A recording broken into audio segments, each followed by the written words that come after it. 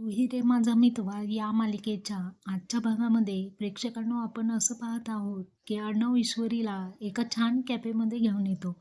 तिथे तो तिला त्याच्या मनातील फिलिंग सांगणार असतो. त्यांच्या साईडच्या टेबलवरती एक जोडपं बसलेलं असतं आणि त्यांच्यामध्ये वाद होतात की मनातील फिलिंग्स तू समजून घ्यायला हव्यात, शब्दांमध्येच कशाला सांगायला हव्यात. तर ईश्वरी लगेच ते ऐकून अर्णवसोबत भांडू लागते आणि अर्णव म्हणत असतो, "ओ ईश्वरी, मी सिंदूर." तो प्रयत्न करत असतो. इतक्यात ईश्वरी त्याला म्हणते, "म्हणजे काय? बरोबरच आहे. मनातल्या ज्या काही फीलिंग्ज आहेत, ते न बोलता सुद्धा समजायला हवेत." आता त्या 2 कपलमध्ये भांडणं सुरू असतात. तेव्हा ते दोघांमध्ये इंटरफेअर करतात आणि तिथे जाऊन अर्णव हा त्या मुलाची बाजू घेतो आणि ईश्वरी मुलीची बाजू घेते. ईश्वरीला असं वाटत असतं, की मनातल्या फीलिंग ज्या आहेत, ते वेळेस बोलून दाखवायला हवेत आणि तो म्हणतो, "न बोलताही समजायला हवेत." तर अशावरून त्यांचा वाद होतो.